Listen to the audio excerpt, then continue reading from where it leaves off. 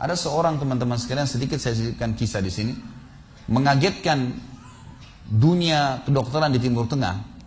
Seorang pengusaha, Masya Allah, punya keluarga yang sangat besar.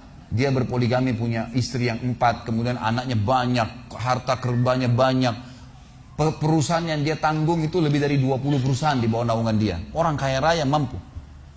Subhanallah, satu waktu di umur 63 tahun dia datang periksa ke dokter, dia ngerasa nggak enak, sesak nafas. Waktu difoto di ronsen, tiba-tiba dokter yang foto itu kaget. Waktu dia selesai di ronsen, dia katakan, mana tadi pasien yang di ronsen? Mana pasien tadi? Pasien ini masih duduk di depan. Pastikan pasien ini cari di ruang kematian. Nggak mungkin, secara ronsen sudah tidak bisa. Jantungnya tidak berdetak. Orangnya tidak berdetak jantungnya. Subhanallah, pada saat dicek ternyata tidak berdetak betul. Ditanya mana, dokter ini tidak percaya. Dia teriak, dia mengatakan ada orang mati baru di ronsen tapi bernafas, gitu kan. Dia panggil telepon teman-teman spesialisnya, kemudian ditelepon datang. Kemudian dikasihlah gambar tersebut kepada temannya mengatakan, mana jenazah ini?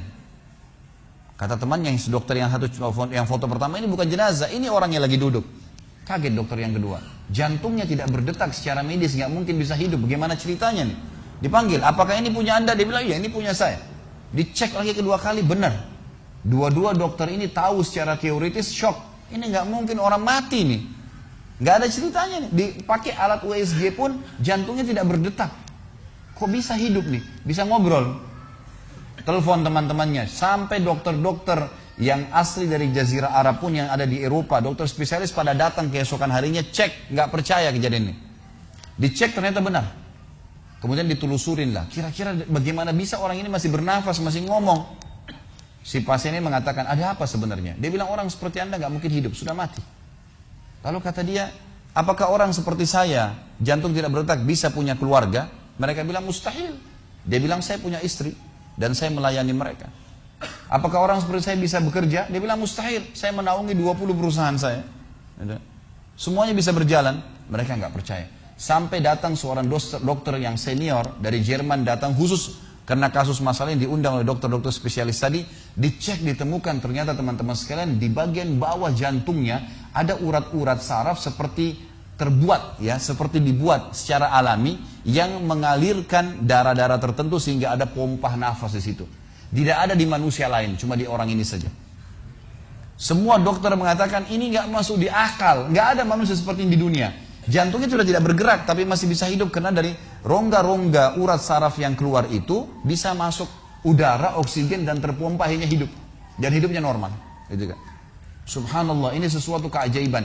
Lalu kemudian ditanggapi oleh seorang syekh yang memang teman dekatnya orang ini, mengatakan, yang saya tahu, ini semuanya disampaikan dalam khutbah Jumat. Lalu dia mengatakan, yang saya tahu, orang ini tidak pernah ketinggalan puasa Senin Kamis, tidak pernah ketinggalan puasa Ayyamul Bid. Semua puasa sunnah dan wajib dijalankan. Dan tidak pernah buka puasa sendiri, pasti buka puasain orang lain.